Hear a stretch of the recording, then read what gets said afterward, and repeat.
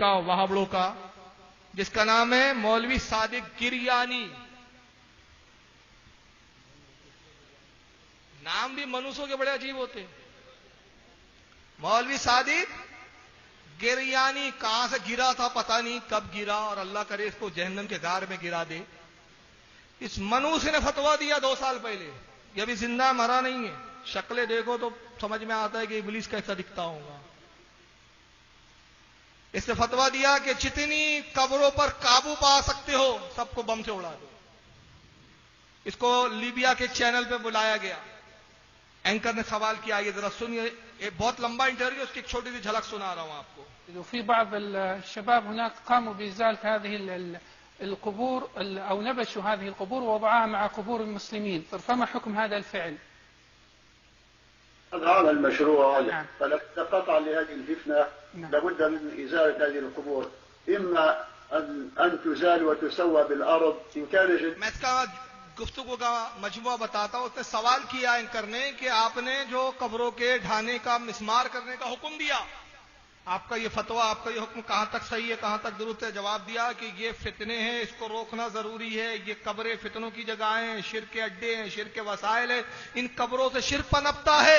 رسول اللہ نے کسی بھی قبر کو پختہ بنانے سے منع کیا، کسی بھی قبر کو پختہ نہ بنایا جائے. لہذا ہمارا یہ فتویٰ کہ قبروں کو بموں سے اڑا دیا جائے، مسمار کر دیا جائے، جائز اور بالکل درست ہے. چنانچہ اس کے فتوے کے بعد کیا ہوا، آئیے چند بزرگوں کے بارے میں بتا رہا ہوں. 2 سال کے اندر، صرف 2 سال کے اندر لیبیا، سیریا اور اس کے بعد مصر، بیروت، لبنان، جہاں جہاں ان کا اقتدار ہو سکا تھا، جہاں جہاں یہ وہابی آتنکوادی دہشت گرد سنگٹھن قابض ہوتے گئے، وہاں انہوں نے اولیاء کی مزاروں کو، بزرگوں کی مزاروں کو، صحابہ کی مزاروں کو مسمار کیا، بموں سے اڑایا. 2 سال میں تقریباً 700 اولیاء کرام کی قبروں کو شہید کیا. اللہ اکبر اللہ. اور اس کے بعد بھی ان کو عقل کیوں نہیں آئی؟ ذرا دیکھیے، یہ محی الدین علائے، یہ ایک بہت بڑے صومالیہ کے بزرگ ہیں. 500 سال پہلے کے بزرگ ہیں. ان کی قبر کو توڑا جبکہ ان کی قبر پختہ نہیں بنی تھی.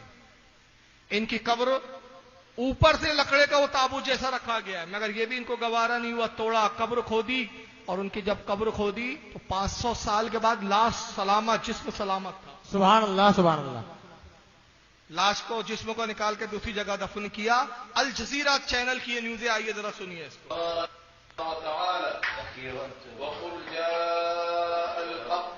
Somalia's Islamists are not only militant, they are also destructive.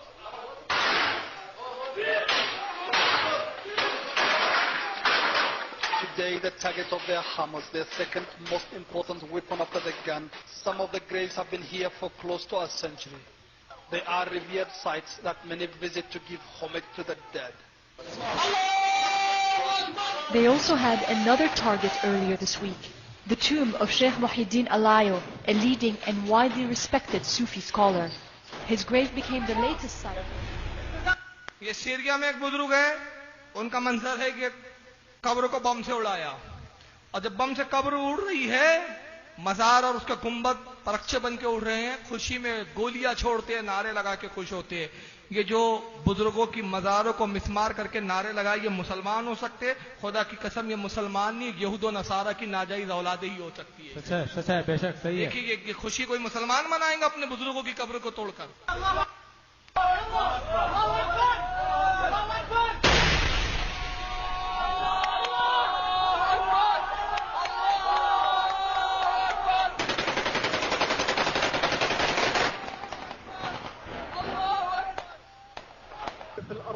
بإذن الله. الله أكبر الله أكبر تكبير الله أكبر.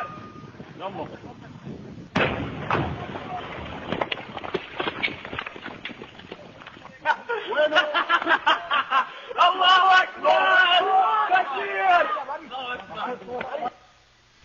اب ان کے اللہ اکبر کے نعرے دیکھ کر ہم ان کو مسلمان سمجھے، یا یہ اس بنا پہ ان کو ہم کافر کہے کہ ہمارے بزرگوں کی مزاروں کو بموں سے اڑا رہے ہیں؟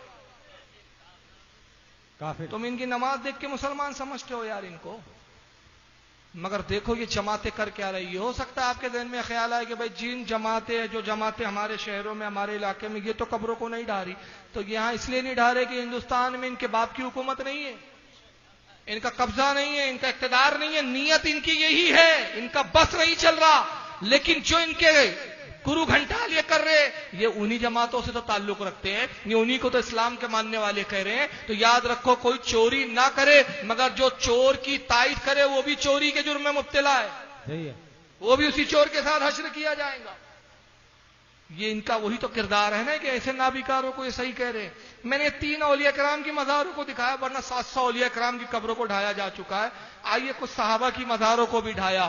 1400 سال سے وہ صحابہ کی مزاریں موجود ہیں، لیکن 1400 سال میں کسی عالم نے، کسی امام نے، کسی بزرگ نے نہیں کہا قبر کو ڈھا دینا چاہیے، قبر کو رکھنا جائز نہیں، قبر کو برقرار رکھنا گناہ ہے، قبر کو اٹھاؤ، مسمار کرو، بلڈوزر چلا دو. کسی عالم نے نہیں. 1400 سال کے بعد یہ خبیث پیدا ہوئے. مجھے بتاؤ اسلام آج آیا ہے کہ 1400 سال پہلے آیا ہے؟ 1400 سال پہلے. تو تم کون سے اسلام کے پیچھے بھاگ رہے ہو یار؟ زہیر ابن قیس جلیل القدر صحابی ہے. حضرت زہیر ابن قیس جن کی لیبیا میں مزار تھی، 2 بم رکھے ان کی مزار پر. ایک بم سے پورا گنبد وغیرہ اڑا دیا اور دوسرا بم قبر کے پاس رکھا تاکہ بم پھٹے، قبر کے پرکچے اڑ جائے، اور اگر ان کا جسم ہو تو جسم کے بھی پرکچے اڑ جائے. مگر رب کو تو منظور کچھ اور تھا. پروردگار عالم نے اپنے جو ہے اولیاء کی حقانیت کو کیسے واضح کیا. یہ پہلا منظر میں دکھا رہا ہوں آپ کو، جو حضرت زہیر ابن قیس کی مزار ڈھانے سے پہلے کا منظر ہے. یہ اس شکل میں آپ کی مزار موجود تھی اس وقت، اور یہ بم جب دھماکے ہوئے اس کے بعد کے منظر ہے جب سنی پہنچے اور فوٹوگرافی کی. یہ بم ڈھانے کے بعد گنبد وغیرہ سب شہید ہو گیا ان کا، قبر کے پرکچے اڑے، قبر پہ پتھر ٹوٹ کے گر پڑے. اور جب سنی بعد میں پہنچے، چھپ کر بم رکھ کے چلے گئے تھے یہ لوگ، اور جب سنی پہنچے پتھروں کو ہٹایا کہ بھائی دیکھیں قبر کا کیا حالات ہوا ہے. حضرت زہیر ابن قیس صحابی رسول کے جسم کا کیا عالم ہے. ساری دنیا حیرت زدہ رہ گئی. دنیا کی میڈیا نے اس کو عام کیا، پوری دنیا میں نیوز چلی کہ 1400 سال کے بعد صحابی رسول کا جسم جیسا کا ویسا سلامت تھا.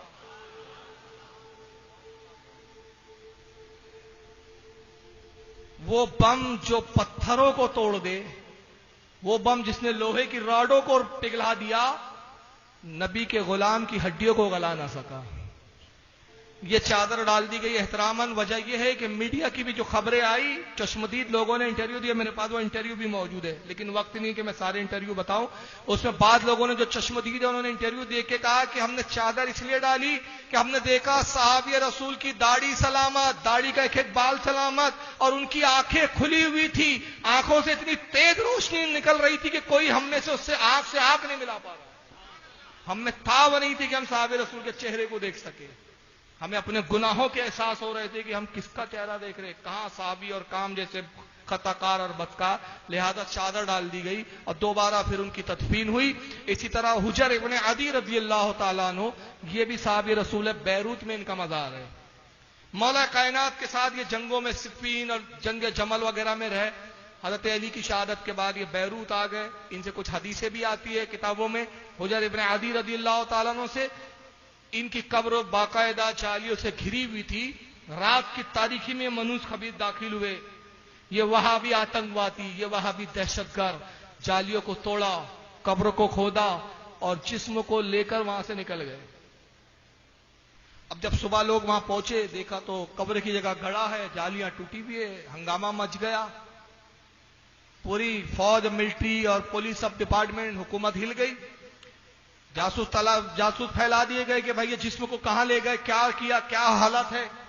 دوسرے دن ان خبیث وہابیوں کے چیف کا بیان آتا ہے نیٹ پر، کہا کہ تم ان مزاروں پر، اس جگہ جو حضرت حجر ابن عدی کی قبر پر آ کر شرک کرتے تھے، پھول اور چادریں چڑھا رہے تھے، تم ان کو چوم رہے تھے، دعائیں کر رہے تھے، یہ شرک ہو رہا تھا. ہم نے شرک کو روکنے کے لیے حضرت حجر کی قبر کو توڑ کر ان کے جسم کو منتقل کر دیا.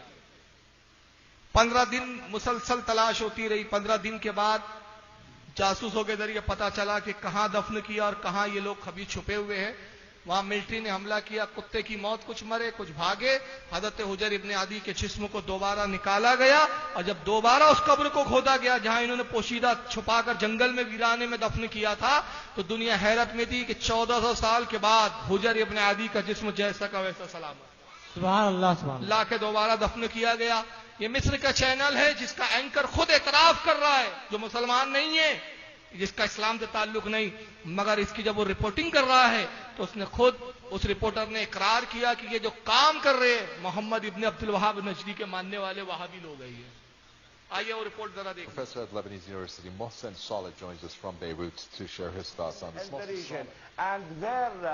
یہ ڈھانے سے پہلے کا وہ منظر دکھ رہا ہے جو جالیوں سے گھرا ہوا ہے، پھر بعد میں ڈھانے کے بعد جو گڑا ہے وہ میڈیا نے جو دکھایا ہے وہ ہے یہ.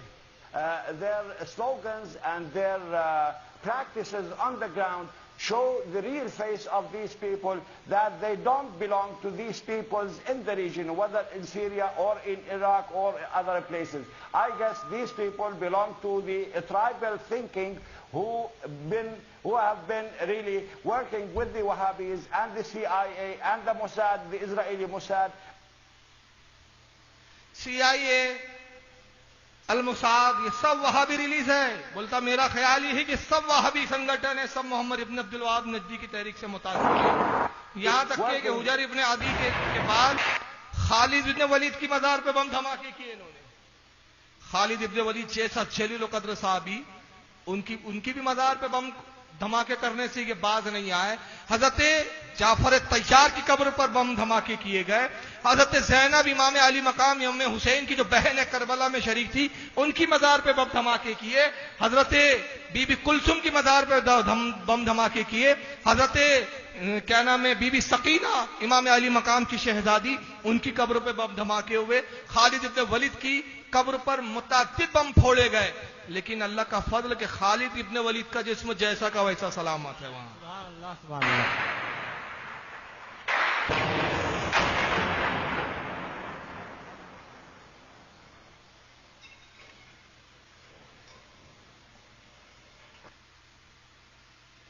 اور گزشتہ سال حضرت یونس علیہ السلام کی مزار کو بم چھوڑا دیا.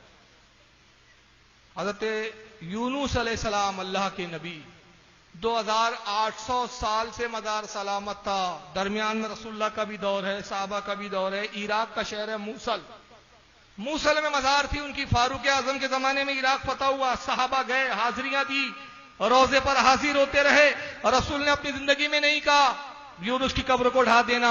فاروق اعظم نے نہیں کہا یونس کی قبر کو ڈھا دو. کسی صحابی نے نہیں کہا کہ یونس کی قبر کو ڈھا دو. کسی امام نے نہیں. آج تک 2800 سال سے قبر سلامت تھی. مگر اس زمانے میں کچھ ناجائز حرامی بچے پیدا ہوئے. میں حرامی نہ کہوں تو کیا کہوں یار؟ جو اپنے بزرگوں کی قبروں کا احترام نہ کرے وہ حلالی ہو سکتے؟ اس سے اچھے الفاظ میرے لیے نہیں، میرے پاس نہیں ہے ان کے لیے.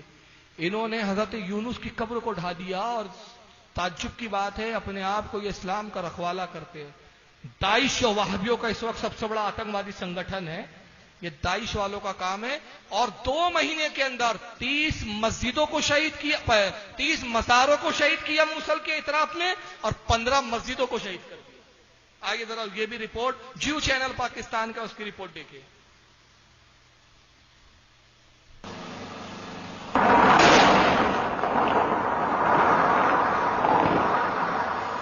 یہ مناظر ہیں اس کربناک حملے کے جو کروڑوں مسلمانوں کے دلوں پر نام نہاد جہادی تنظیم اسلامی ریاست کی جانب سے کیا گیا ہے. عراق اور شام کی شدت پسند تنظیم داعش نے عراق کے شہر موصل میں واقع پیغمبر خدا حضرت یونس علیہ السلام کا مزار مبارک دھماکے سے مکمل طور پر شہید کر دیا ہے. غیر ملکی ذرائع ابلاغ کے مطابق شدت پسندوں نے مزار کو شہید کرنے سے قبل اس کے احاطے میں موجود مسجد کو خالی کروایا، جس کے بعد مزار کے اطراف اور اندر بھاری دھماکہ خیز مواد نصب کر کے اسے دھماکے سے شہید کر دیا گیا. عینی شاہدین کے مطابق حملے سے پہلے شدت پسندوں نے مقامی لوگوں کو علاقے سے دور رہنے کی ہدایت دی اور مزار سے 500 کلومیٹر اطراف کی سڑکیں بند کر دی تھی. شدت پسندوں نے 1 گھنٹے میں تمام کارروائی مکمل کی. دھماکے سے قریبی عمارتوں کو بھی نقصان پہنچا. آج قبل مسیح کا یہ مقام عالم اسلام کے لیے نہایت اہمیت کا حامل ہے. دنیا بھر سے زائرین اس مقدس مقام کی زیارت کے لیے آتے تھے. 1990 میں اس وقت کے عراقی صدر صدام حسین نے مزار کی تزئین و آرائش کرائی تھی. شدت پسندوں نے حضرت یونس علیہ السلام کے مزار کے قریبی علاقے میں موجود مسجد امام اون بن الحسن کو بھی شہید کر دیا. شدت پسندوں نے حضرت یونس علیہ السلام کے مزار کے قریبی علاقے میں موجود مسجد امام اون بن الحسن کو بھی شہید کر دیا. موصل میں گزشتہ 1 ماہ کے دوران داعش نے مقدس ہستیوں کے 30 مزارات اور 15 مساجد و امام بارگاہیں شہید کر دی ہیں.